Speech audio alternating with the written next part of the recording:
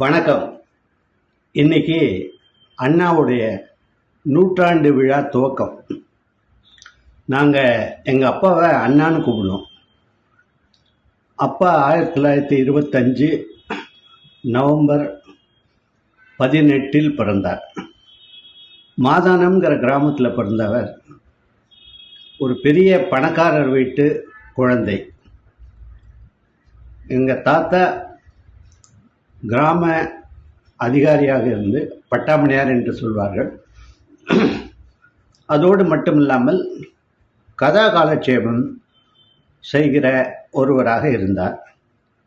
அவருக்கு 5 குழந்தைகள். இதில் 4வதாக அப்பா மாதவராவ் பிறந்தார். இளமை காலம் செல்வச் செழிப்போடு தான் இருந்தது. அதன் பிறகு அவருக்கு கிடைக்கக்கூடிய நிலங்கள், வாழ்க்கை முறை எல்லாம் அவரை ஒரு பணக்காரராகவே கருத வைத்தது. பள்ளிப்படிப்பு முடிந்து அதில் பாதிக்கு மேல் தொடர முடியாமல் அவர் அங்கிருந்து வந்துவிட்டார். அதன் பிறகு அவர் இந்த குடும்பத்தை விட்டு மாயவரம் வந்தார். அங்கே இண்டோ கமர்ஷியல் பேங்கில் வாட்டர் பாயாக சேர்ந்தார். வாட்டர் பாயாக சேர்ந்து அதே வங்கியில் பியூனாக இருந்து அதன் பிறகு உதவி கணக்காளர், அசிஸ்டன்ட் கேஷியராக போனார். அப்பாவை பொறுத்தவரையில் அவருடைய பணி மிகவும் சிறந்ததாக இருந்தது. ஏனென்றால் அவர் ஒரே கட்டிடத்தில் 2 வங்கிகளில், இண்டோ கமர்ஷியல் பேங்க், அதன் பிறகு பஞ்சாப் நேஷனல் பேங்காக அது மெர்ஜானவுடனும் அதே கட்டிடத்தில் அவர் பணிபுரிந்தார். அப்படிப்பட்ட அப்பா வாழ்க்கையில் எங்களுக்கெல்லாம் மிகப்பெரிய ஊன்றுகோலாகவும் வழிகாட்டியாகவும் இருந்தார். அன்பாலே எங்களை வளர்த்தார். அவருடைய குடும்ப பாங்கு மிகவும் போற்றதற்கு உரியது. என்னவென்றால், அந்த காலத்தின் வழக்க முறை, அப்பாவுடைய சகோதரி ஒருவர் திருமணமாகி 5 குழந்தைகளில் இருந்தபோது அவருடைய கணவர் இறந்து விட்டார்.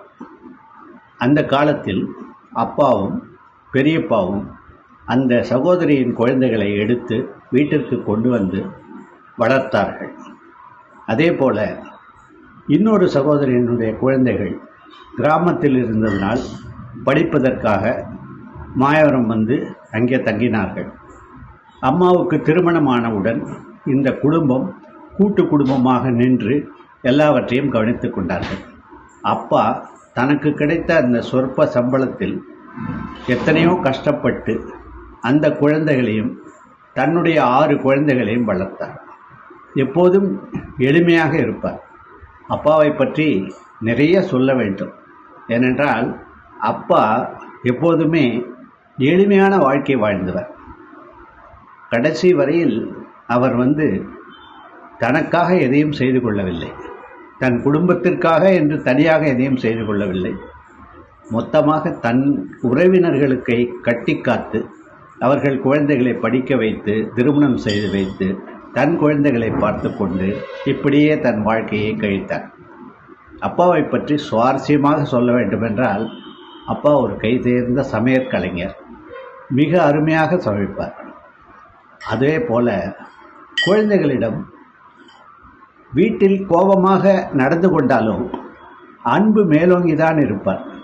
சின்ன குழந்தைகளிடம் தனக்கு வேண்டியதை கேட்கும்போது அன்போடு வாங்கி தருவார்.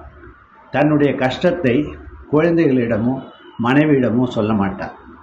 எத்தனை பேர் வந்தாலும் அது ஒரு அன்ன சத்திரமாக அந்த வீடு அந்த நாட்களில் திகழ்ந்து கொண்டிருந்தது. வருவோர் போவோர் எண்ணிக்கை மிக அதிகம். இருந்தாலும் முகம் சுளிக்காமல் அத்தனை பேரையும் அரவணைத்து சென்றுவார். அப்படிப்பட்ட அப்பா பொது வாழ்க்கையிலும் மிகச்சிறந்த பண்புகளை கொண்டிருந்தார். இதை இப்படி செய்ய வேண்டும் என்று எங்களிடம் சொல்லாமல் தான் செய்து காட்டியவர். அவரை பொறுத்தவரையில் அவரை யாரும் அலட்சியப்படுத்தியதாக அவர் ஒருபோதும் நினைத்ததில்லை. அவருடைய நண்பர்கள் மிக குறைவு. ஆனால் எல்லோரிடமும் ஒட்டுதலாக இருப்பார். அந்த கிராமத்தில் நடக்கிற கல்யாணங்களில் அவரை அழைத்தால் அங்கே போய், அந்த காலத்தில் இந்த கேட்டரிங் கான்ட்ராக்ட் எல்லாம் இல்லாததினால் அவர்களே சமைக்க வேண்டிய சூழ்நிலை, சமையற்காரர்கள் மட்டும்தான் இருப்பார்கள் என்ற சமயத்தில் இவர் அங்கே போய் இலைகளை நறுக்கி கொடுத்து, பந்திகளை கவனித்து விசாரித்து 2 நாளும் திருமணத்து மண்டபத்திலேயே இருந்து எல்லாவற்றையும் செய்து கொடுப்பார். அதே போல் யாரேனும் இறந்து விட்டால் செய்தி தெரிந்தவுடன் அந்த வீட்டிற்கு போய் அவர்களை விசாரித்துவிட்டு அதனுடைய இறுதி சடங்குக்கான ஆயத்தங்களை செய்வதில் கலந்து கொள்வார். அது மட்டுமல்லாமல் அந்த இறந்தவரின் உடலை தானே தூக்கிச் சென்று இடுகாறு வரை சென்று விட்டு வருவார். இப்படிப்பட்ட அப்பா இருப்பதனால் அவர் இறந்தபோது இந்த ஊரே திரண்டு வந்து அவரை இறுதி மரியாதை மிகச் சிறப்பாக செய்தது. அண்ணா என்று நாங்கள் அழகாக ஆசையாக குறிப்பிடும் அண்ணா தனக்கென்று எந்த விருப்பமும் வெறுப்பமும் வைத்ததாக எங்களுக்கு தெரியாது. ஆனால் கர்நாடக இசையில் அவருக்கு மிகவும் ஆர்வம் உண்டு. என்னை அந்த கர்நாடக இசையை என்னுடைய இளம் வயதிலேயே எனக்கு கற்பித்தார். நான் அவரோடு சென்று கச்சேரிகள் எல்லாம் கேட்பேன். எனக்கு மறக்க முடியாத ஒரு விஷயம் என்றால், ஒரு முறை எங்கோ இரவு 11 மணிக்கு மேல் நடந்த மதுரை சோமுவின் கச்சேரியின் ஒளி அலைகள் என்னை தாக்க நான் அப்பாவிடம் சொல்ல, நாங்கள் 2 பேரும் நடந்து போய் இந்த கச்சேரியை 2 மணி வரை கேட்டுவிட்டு மகிழ்ந்தோம்.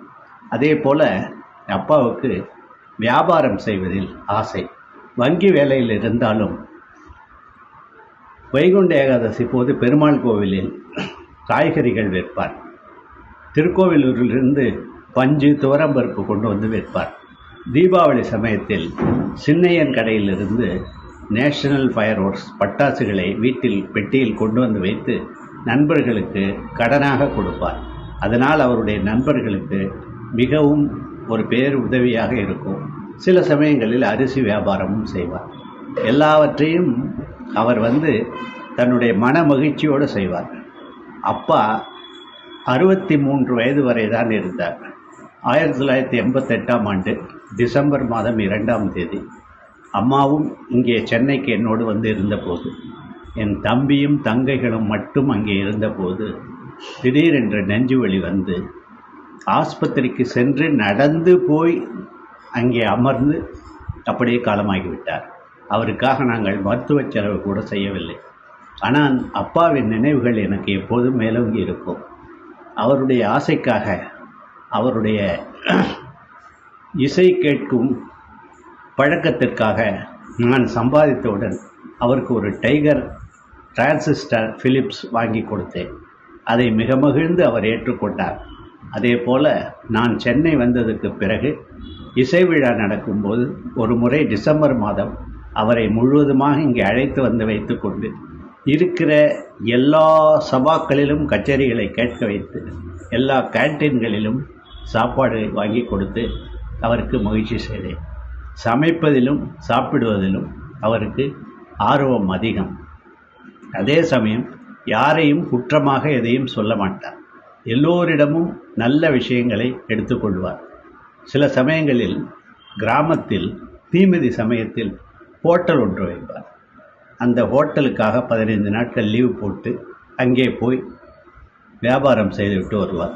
இப்படி நிறைய நினைவுகள் அப்பாவை பற்றி எனக்கு இருக்கிறது. இந்த நூற்றாண்டு துவக்கத்தில் மறுபடியும் அவரை நினைத்து அந்த நினைவுகளை உங்களோடு பகிர்ந்து கொள்வதில் நான் மிக மகிழ்ச்சி அடைகிறேன். நன்றி, வணக்கம்.